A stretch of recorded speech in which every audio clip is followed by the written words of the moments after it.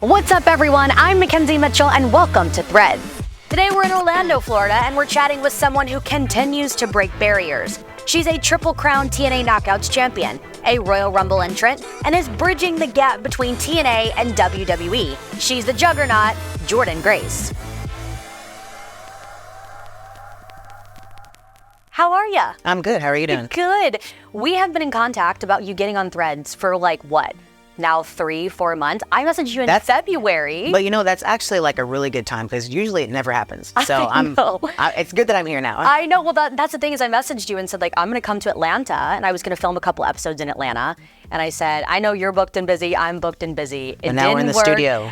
We get to be in the studio. I know. Now we're here in Orlando. And I had said to you, I think back then in February, I said, do you have any plans of being in Orlando? And you're like, nope, not at the moment. You had just been there for TNA. Yep. So isn't that crazy how it happens? Isn't it? Right. Right. Life happens in crazy ways. So thank you so much for taking the time to just be here on Threads and talk about your gear and your look and your evolution. I've known you for how long? Did we pass in TNA? I think we overlapped. We overlapped a bit. Maybe by at least 6 months or something, like right? a year or 6 months, something like that. But it's been it's been 8 years, 7 years, something like that. It's been so long. We shared a locker room for a hot second, and then here we are. We're reconnecting. I love it. You saw me before all this happened. I know, and I love that, and I'm so proud of you, and I'm so excited to see this future for you. And you really it's proof that working hard and busting your ass can really put you on the map and really make your dreams come true. Keep going. That's exactly it. So I want to kind of get into things. And first and foremost, for someone that's watching this show that doesn't know anything about you, you call yourself the Juggernaut. Yes. Explain to me what it means to be the Juggernaut. Okay, so I've had many monikers over the years, but the most catchy monikers are the ones that are the alliteration, I feel like. So it was like a whole thing where for weeks I was like, what are the J words? What are J adjectives that are really good? And then I found the word the Juggernaut, and I looked up the word. I was like, does it have an actual meaning? And so Juggernaut means an unstoppable force, basically. I was like, I feel like that's me. That is you. If it's not me, that's what I want to be. Sure. So I pitched it to TNA, and they're like, oh, sure, let's see what happens. And it stuck. So we're here now. I love it. If we go back and we look at some of your previous gear from the past, you had Hossette across your one piece. What does Hossette mean? Or did you just make up that term? Okay, so I don't know if it's an official word. I really have no idea. Right? But everybody knows the term Hoss. Yes, that dude's a big Hoss. And that's a big, strong dude. And I was like, well, et means the female version of something. Right. So I was just like, well, I'll just be the Hossette.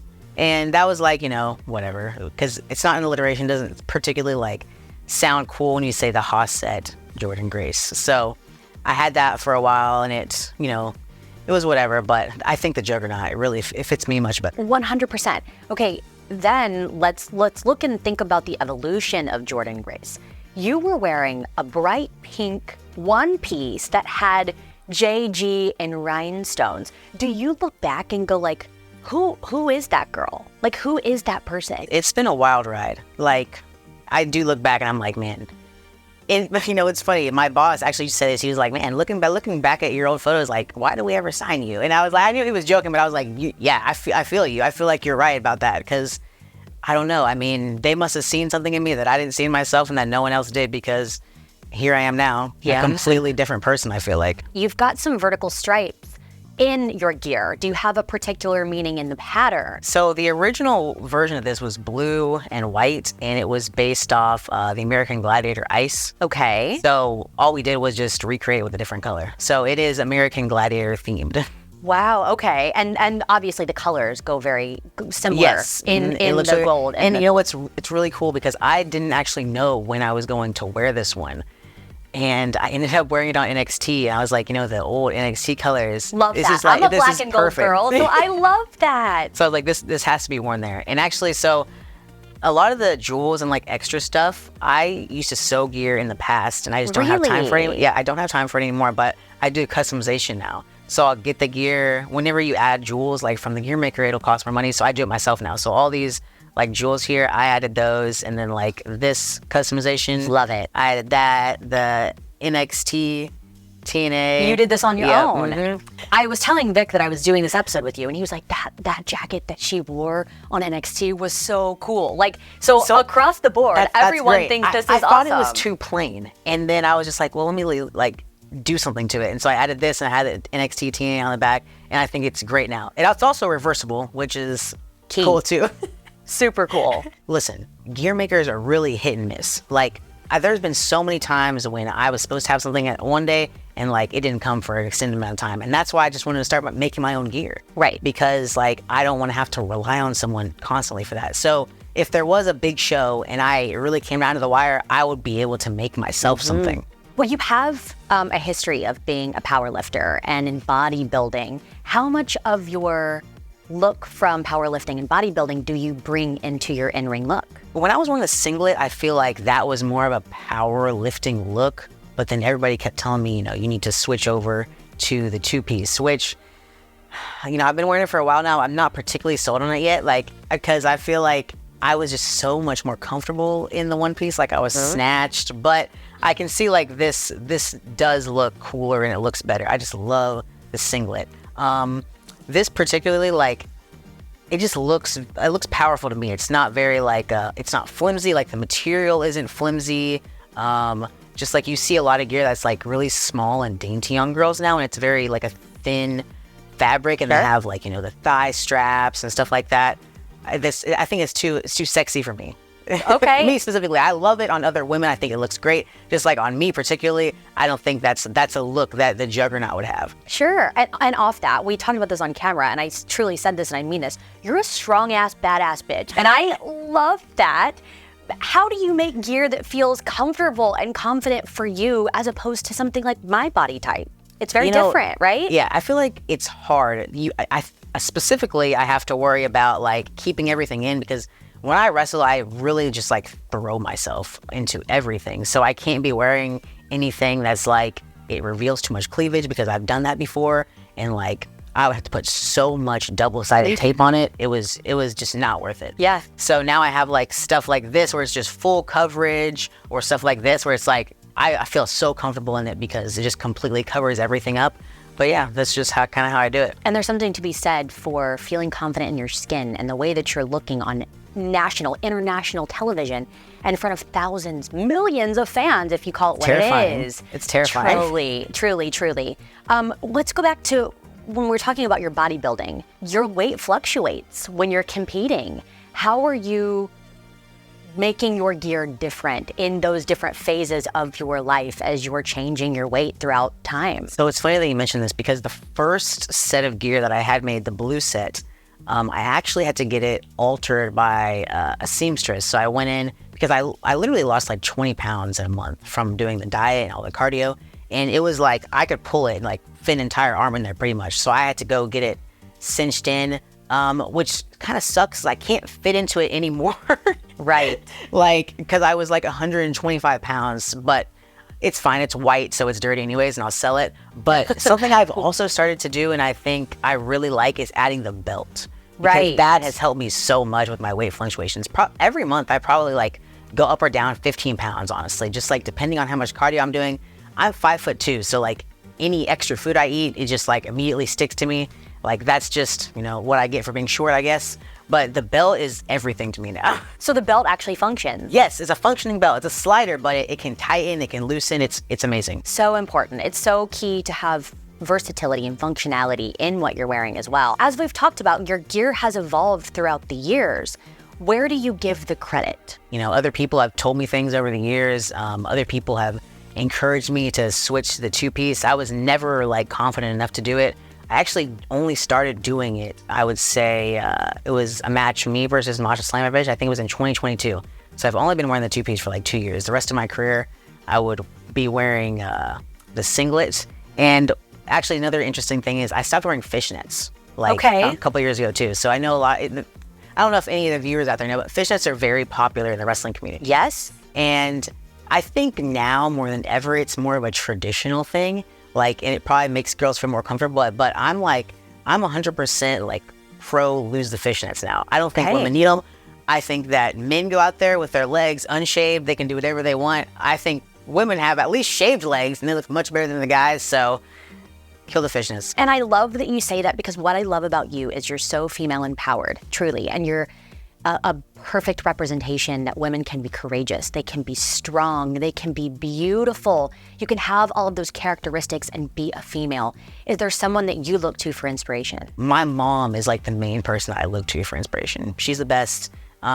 She owns her own business now. Like I have 3 brothers and sisters, so she raised 4 kids like basically by herself. I remember her like commuting 90 minutes to and from work every day, working for like $7.50 an hour, and now she owns her own business. Oh, so that's like, amazing. I know. So she really like gets me through everything. She's the absolute best.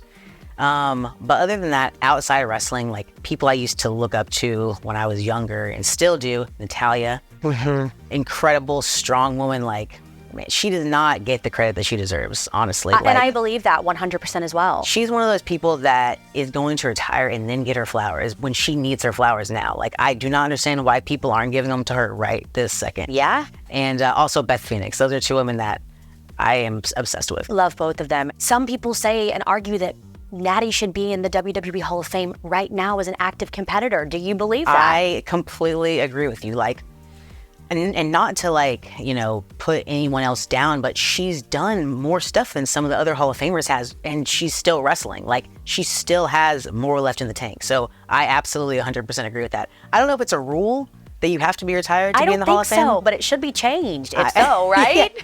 So Natty has 17 like, years of experience, 100%. I agree with you completely. She 100% should be in the Hall of Fame right now. Well, speaking of blazing a trail, we have to mention what you're doing right now. The spotlight's on you with WWE and literally TNA. And figuratively. I mean, truly, right? But you've been chosen for this opportunity to really collaborate the worlds of TNA and WWE. What does that mean to you? I really, truly think it's been about timing. There's been like a few times when my contract has been coming up, and you know, I've talked to WWE and I kept staying at TNA because it's where I was comfortable, and I knew that I didn't know how WWE was going to treat me. It's just kind of crazy to me that it wasn't the time then, but it's the time now, and now I get the best of both worlds. So 100%. Everything works out exactly the way it's supposed to. And when you came out on NXT for the first time, I didn't know. My husband texted me from the commentary table and said, "You're gonna love this moment." Because he didn't know either. He didn't know, right? Oftentimes I do watch, but I give myself limitations. And I tweeted out that I love to see this collaboration happening truly, because we worked at TNA together, and back in the day it was sometimes frowned upon of like you just were a TNA girl.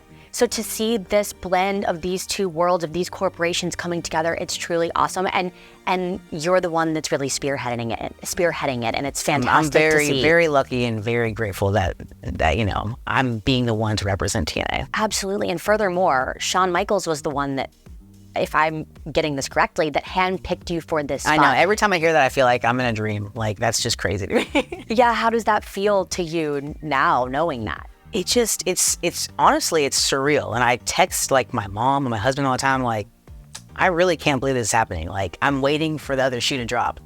That's how I feel.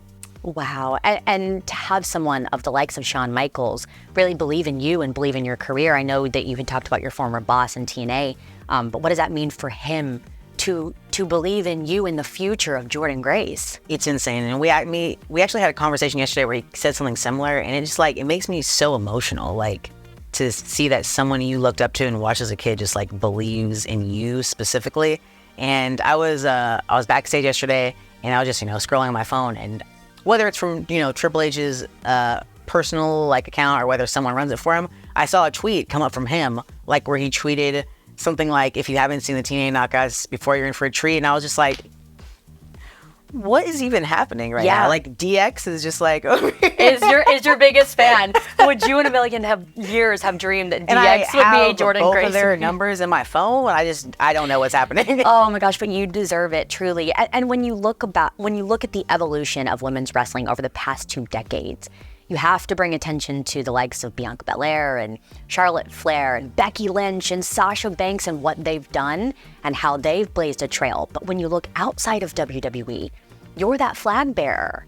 What does that mean to you? Honestly, I've never considered myself that person until I got to the Rumble, I think. Like, I never considered it until, like, they reached out and were like, we want to use Jordynne for the Rumble. And honestly, I haven't fully, like, digested it still 6 months later. So honestly, I don't know how to feel about it. I still, it's unbelievable to me, to be honest. And we'll have to check back in like a year. Yes, check back in a year. Then you'll go, oh, this is what it is. Okay, understood. Now I can look back and have these memories. In recent memory, I can't remember a time when someone from another promotion was on WWE television without a contract. Are you the first, or? I'm not the first. There was one, Jeff Jarrett was the first, and I believe it was, people will correct me if I'm wrong because it's the internet, but the internet will let us know. I think it was 1998. He was a champion of, I can't remember which promotion, but he was on Raw. And that is the only other, like, instance I know, but I think I'm the first woman to do it. And on NXT for sure. Yes. But to even be competing for a title, I think that in itself is history making, right? Like, and to be a female to do it, there's so many important pieces of this puzzle. I'm going to give you your flowers and your credit because you're too humble to do it yourself. But like, and it's at the UFC arena, which is crazy because it's like a TNA wrestler versus a WWE wrestler at the UFC arena. Like, I don't know. What is life, right? What is life? You mentioned the Royal Rumble. Let's talk about your Royal Rumble look. That was the red, and it had sort of the design that we see here. Was there a particular feeling or emotion or what you wanted that gear to look like overall? So that gear, actually, I wore it for the first time at TNA's like big comeback show, which was when I won the title versus Trinity at Hard to Kill.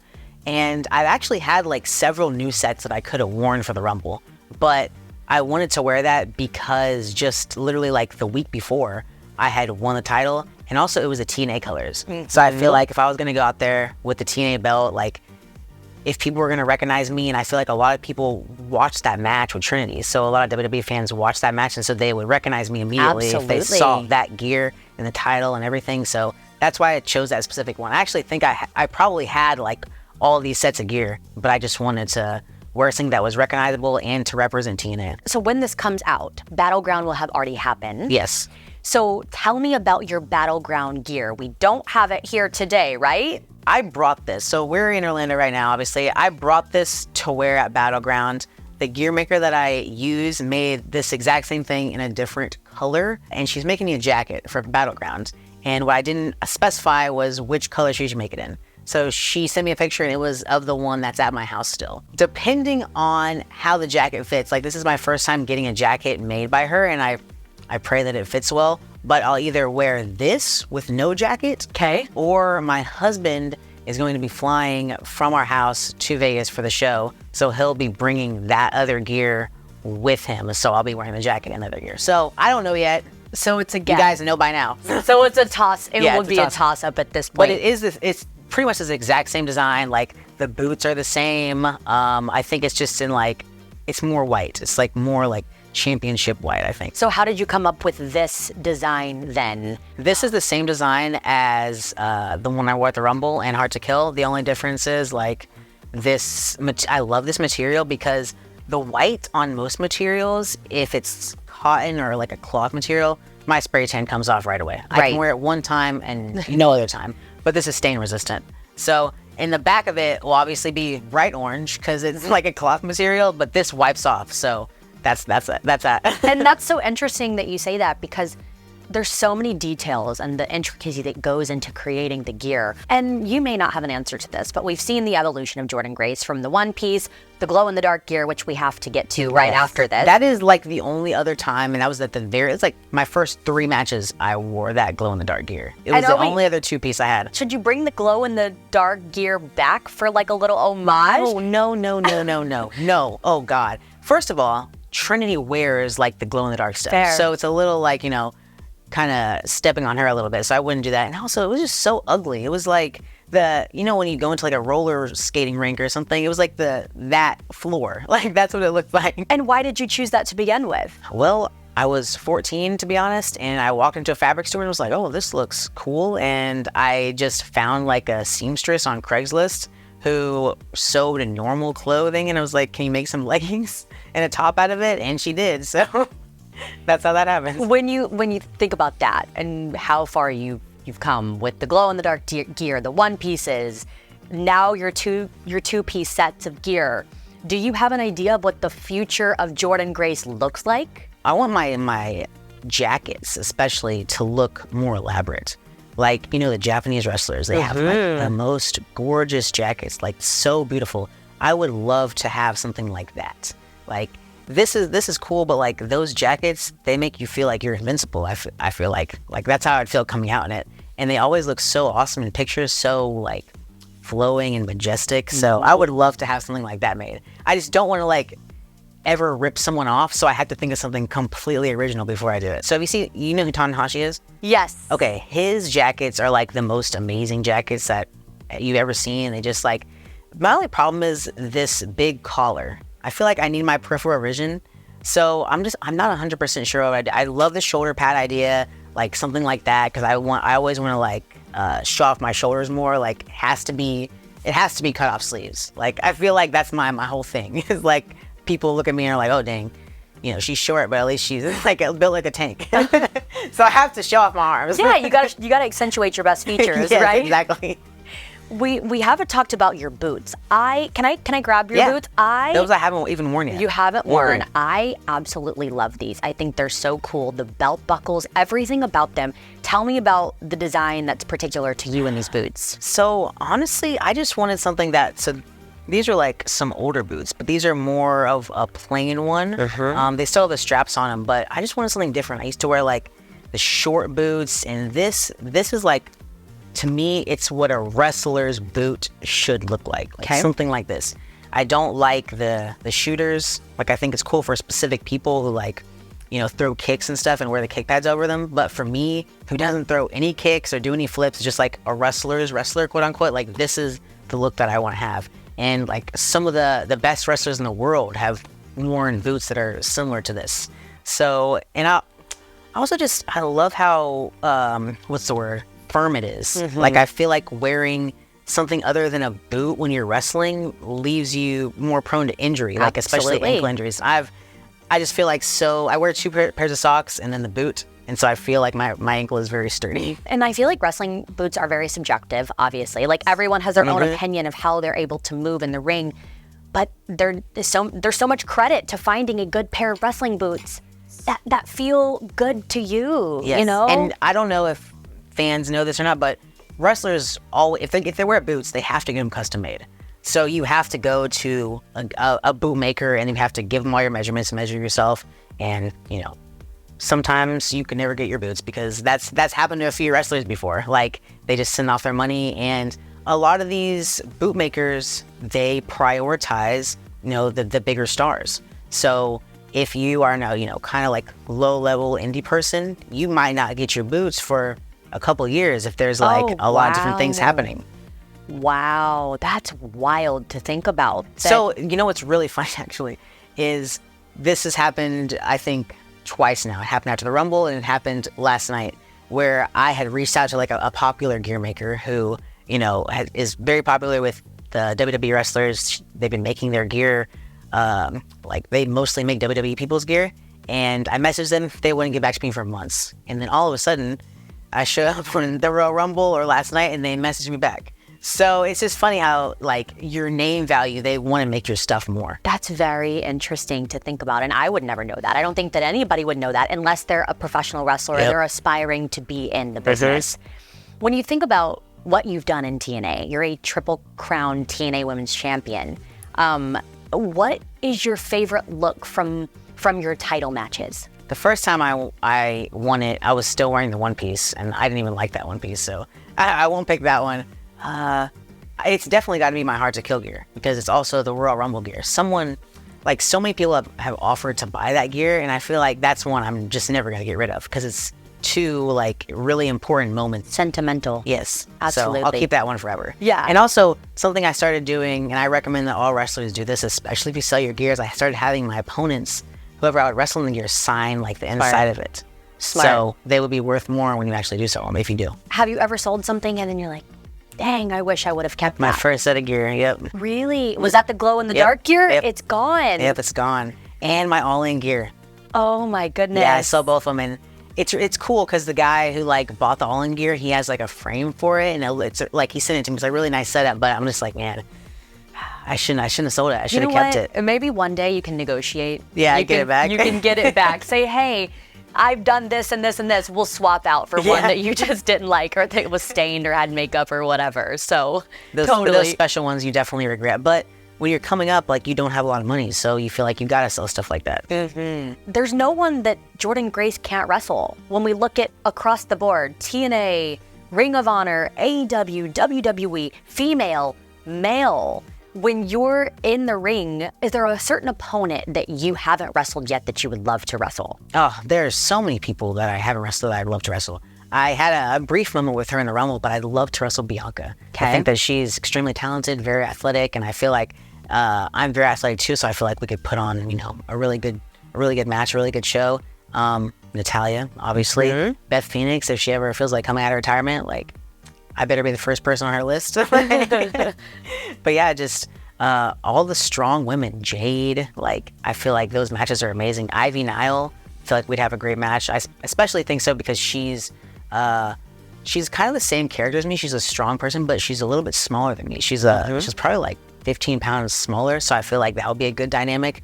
It's a lot of people in WWE that I haven't wrestled because I wrestled a lot of people on the indies already and in TNA. So most of the people I want to wrestle are in WWE. Well, and you've wrestled guys, males as well. You wrestled Matt Cardona. Yeah, in his first intergender match. Isn't that weird? And how was that experience? It was great. Like, honestly, it was crazy how much like chemistry we had in the ring, and it's very like hit or miss if you have that with someone.